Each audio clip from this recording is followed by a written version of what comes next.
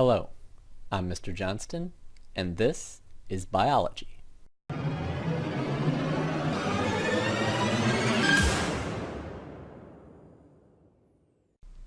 Welcome to section 1.11. This topic is going to be lipids for today as we continue our tour through the macromolecules. So we've already covered carbohydrates, and so we'll move on to lipids now. And when we say lipids, what we're really talking about is a pretty diverse group of macromolecules that include four different, names that you'd commonly see them referred to as. And they'll all be, I shouldn't say all be, many of these will be similar, and some of them will be kind of oddballs. You'll see kind of waxes tend to be a bit different. We don't cover them too much, but they do tend to be their own kind of waterproofing agent that you'll see in a lot of life. So that's kind of their claim to fame, if you want. You'll see ducks and things like that will coat their feathers with wax, and so it helps make sure that they don't absorb water. But in general, we're not going to worry too much about these guys. You do have things like earwax and wax that you secrete into like your hair, but this one's not going to be one of the major ones that we ingest or that we work with too frequently. You'll see steroids will be a bit of an oddball. They don't look like your traditional lipid. They don't have fatty acids, which is what you'll see the fats and oils have. But these guys will be used a lot. We'll talk about for things like communication. Because you'll see a lot of stuff in our body will use hormones to send signals from one part to another, and many of those hormones are steroids. So for you guys, you can think of things like testosterone in males that you'll release a bunch of around puberty. Tends to make you a bit more aggressive, tends to make you do stupid things. And then with females, you'll see they'll have estrogens, such as estradiols, the common one they have, and you'll see that also is released around puberty and released as part of the menstrual cycle to help regulate uterus development, in preparation if you were going to get pregnant, which you won't be. But those will be used for a variety of purposes. You'll also see cholesterol as a common steroid we'll talk about that's used partly in our cell membranes. Now, the other guys that you guys are probably more familiar with is going to be fats and oils. Now, the main difference here is fats are going to be made up of what we would call a saturated fatty acid. All right? And what that means is that you're going to have this head region typically, and that's what's shown here kind of in purple. It's usually composed of carbons, hydrogens, and sometimes some oxygen. You'll see the oxygen here right at the base of the tail. So you're going to typically have the CH and O at the top, and then you're going to have these long fatty acid tails, and these fatty acid tails are just a whole bunch of carbons bonded to each other with hydrogens filling in the bonds that they're missing. So if you notice here, when you bind a carbon to another carbon, they want to bond 4 different times. And so in this case, bonding to 2 other carbons still leaves you with 2 other bonds that you want to form. And so you fill in those other bonds with hydrogen. So they'll sometimes refer to these long fatty acid tails as being hydrocarbons. And so if you see that term, a hydrocarbon just means it's a whole bunch of carbon and hydrogen. It's those 2 elements. And so the carbons bond to each other, and every space that's kind of available that's open where another bond can form, you stick a hydrogen in. And so you're going to have these long fatty acid tails. Now in fats, they'll be saturated. And the key thing about that is saturated fatty acid tails tend to be pretty straight. So they tend to run pretty parallel to each other. And so because of that, they can pack in tightly with each other, and so they tend to be solid at room temperature. So if I talk about fats, they're going to be saturated typically, and they're going to be solid at room temperature.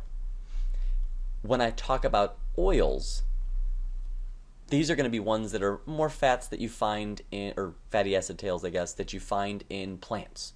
And so regular traditional fats, as we talk about them, those are found more in animals.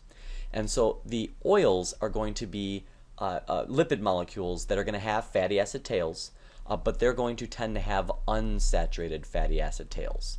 And so the idea of an unsaturated fatty acid is it's one that contains at least 1 double bond. You'll see that there's monounsaturated, means you have 1 double bond. There's polyunsaturated, which means you have multiple. And the key idea that happens here is when you put in a double bond, it tends to kink the tail. So you can see how this one here kind of is going straight, and then it kinks like 45 degrees. And some of the ones that have multiple double bonds can kind of kink one way and then kink back another and then kink again, because every time you do a double bond, it's going to have another kind of kink.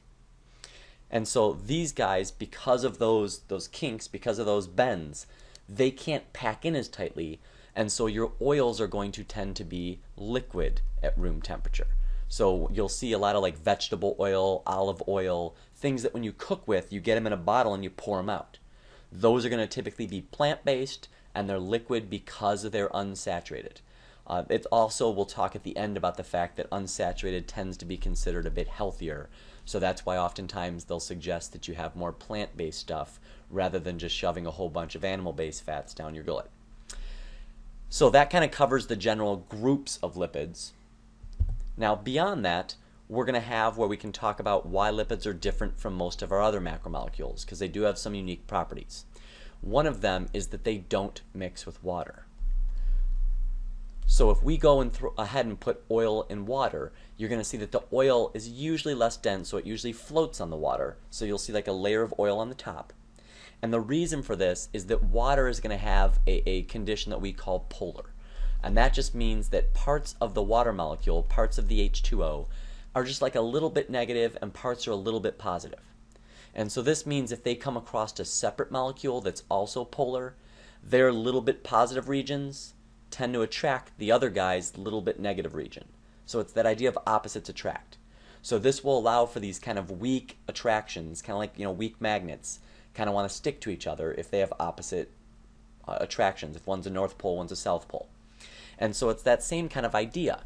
But if you talk about lipids, specifically hydrocarbons, those carbon-hydrogen bonds and carbon-carbon bonds ultimately are non-polar.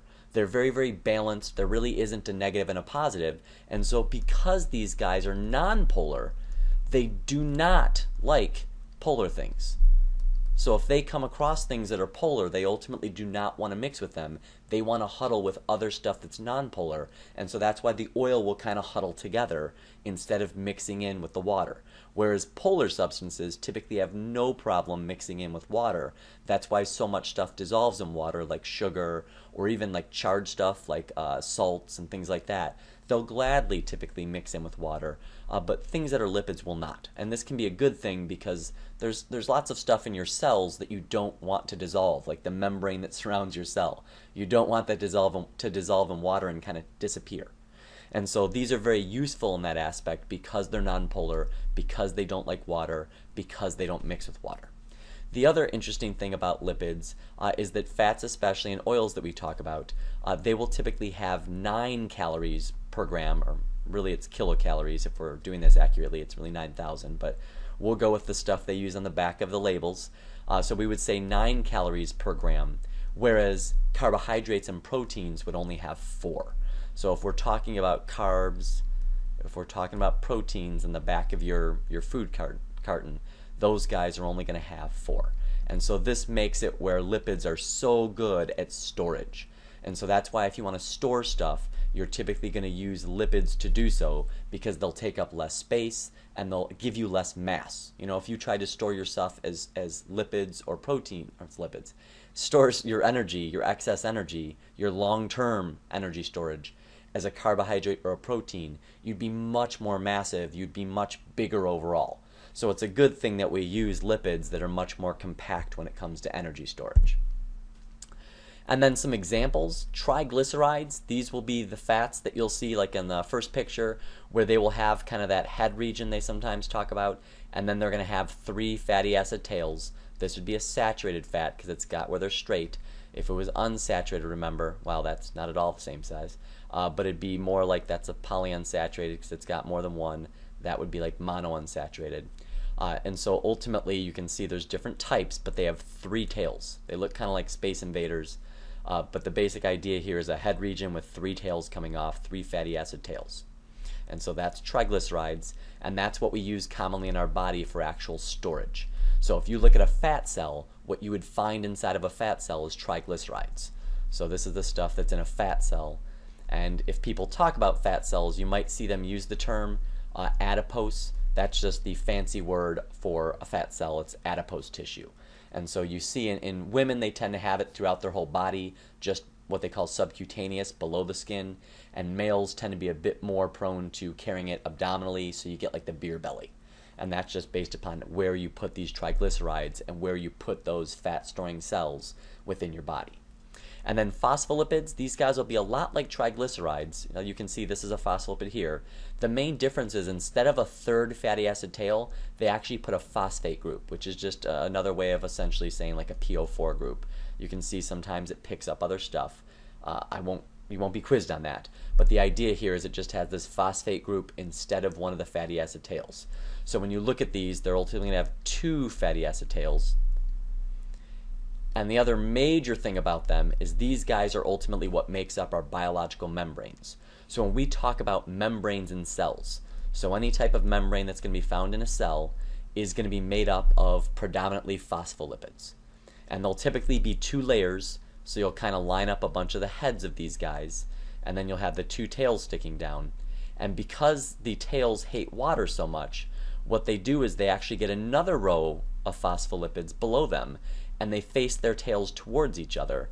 And the benefit of this is the tails then are away from water, because the water is either on the outside or the water's on the inside of the membrane. So basically the water's inside the cell or outside the cell is a better way of saying it, whereas the middle part of this membrane has no water. And so because you see lipids, especially those fatty acid tails that are hydrocarbons, they don't like water. By huddling together like this, it allows for them to avoid the water. Just like when you pour that oil in the water, you'll see sometimes they'll huddle together in like a circle, a sphere, and they'll do the same things where they can kind of stick their fatty acid tails towards the center of that sphere. And so that way the fatty acid tails are all lumped together where there's no water, and they'll just face those heads which have a little bit of the oxygen here. And because of that oxygen, the head regions typically don't mind water as much. So the head regions don't mind facing towards where the water is. So these head regions here are okay with things. They don't mind that there's water right next to them. They're cool with that. It's just the tails need to huddle together, kind of like if you're penguins and you huddle together to avoid the wind. In this case, the tails huddle together to avoid water. And then cholesterol will be a common example in our bodies of steroids. Cholesterols are modified to make those hormones we talked about, so things like testosterone and the estrogens. You'll also use these in your cell membranes. They actually have a pretty good purpose. They can help keep your membrane functioning properly. They specifically keep it kind of fluid so it doesn't get too rigid and like bust. So cholesterol is a useful guy. Like there's nothing horrible about having cholesterol in your body. It serves a lot of vital purposes. Although certainly I'm not saying you should try to have as much as you can. We'll discuss that in a second. But cholesterol is an example of a steroid, and once again, it's communication and it's part of your cell membranes. It can serve a couple other purposes, but that should serve our purposes for now. And then when we discuss kind of what you guys are probably wondering about, which is, are lipids good then? Are lipids bad? You know, kind of what's going on with these guys? Should I avoid them or should I be munching them like crazy? And what we see is there are good lipids. And so what we mean by this is there are essential fatty acids, which are fatty acids that our body can't make on its own. You have to ingest these. And specifically, there's two of them you hear a lot, omega-3 and omega-6. And so we need these, and they're very good for your health. They help out your heart. You know, they help out your whole cardiovascular system to help prevent things like heart attack or stroke. And you'll see these are found in certain, I believe some beans have these, nuts. A really good common source would be salmon. Many fish products you'll see advertised their omega-3 and omega-6 fat amount that they possess. And so these are some of the good fats that you want to eat, that the more you eat, the better for the most part. And then there's some lipids that we're not quite sure about. I've seen conflicting papers and studies, but in general we know that cholesterol, if it gets into your arteries, that ultimately that's going to be a bad thing because it can clog up your arteries. And if it clogs up some of the arteries that are around your heart that supply blood to your heart, it can cause a heart attack where parts of your heart no longer get blood. So it's kind of ironic that your heart pumps blood, but some of the blood that it's pumping comes back to the heart and provides it with the blood that it needs, with the oxygen it needs. And so if those arteries get clogged, that part of the heart is now essentially starved out where it's not able to get rid of waste, it's not able to get the nutrients it needs. And so that's why in a heart attack you get the irregularities and you can actually get heart damage where part of the heart dies.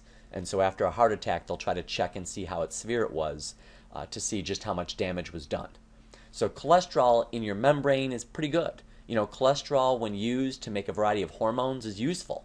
It's just we're trying to figure out exactly how it works because there's different types of cholesterol, and some of them, like HDL, the more you have, the better it seems. So you want a lot of HDL in your diet. You want a high HDL number because you'll see him talk about cholesterol numbers.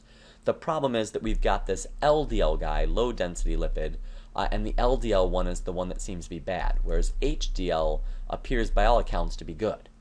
And so we're trying to figure out exactly how this works, where if you eat a bunch of cholesterol, how will it impact this? How will it actually store up in your arteries and cause problems? And I've seen kind of mixed stuff on this. And so you'll see egg yolk is a common source for both saturated fats as well as cholesterol. And so it seems to go back and forth where people will be like, oh, eat eggs. Eggs are good for you. And then you might see another report where they're like, no, not eggs. Eggs will kill you. And so right now I think it's a bit up in the air. And then saturated fatty acids, same things. I've seen a lot of conflicting stuff where some people link saturated fatty acids because they can kind of work with the cholesterols to cause some of these blockages. You'll see a lot of people that have lots of saturated fatty acids that they store. So as like long-term storage, people that suffer from obesity, they can have a lot of health issues like diabetes, heart conditions that seem to be linked to being obese. But at the same time, there's a lot of, I've seen contradicting evidence as to whether or not eating saturated fats really is a key thing in storing it. Because we talked about how when you eat stuff, you break it down. So once you break it down, you can kind of choose if you want to make more of it. There's nothing that says because you eat saturated fats, you have to store saturated fats. So while having a lot of saturated fat in your body has been linked to health problems, especially as you get older, we've already said that there might be some benefits you can get from being heavier if there's like famine, but in general it is linked to some health things as you get older, but we're not quite sure if eating saturated fat actually makes you gain saturated fat, like storing it in your body.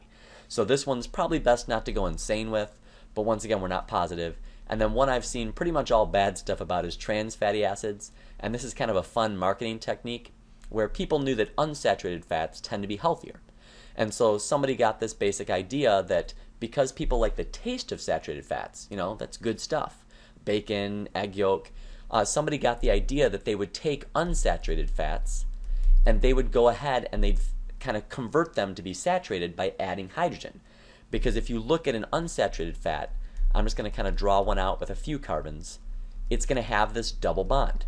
And when you add this double bond, it means that carbon can't attach itself to as many hydrogens.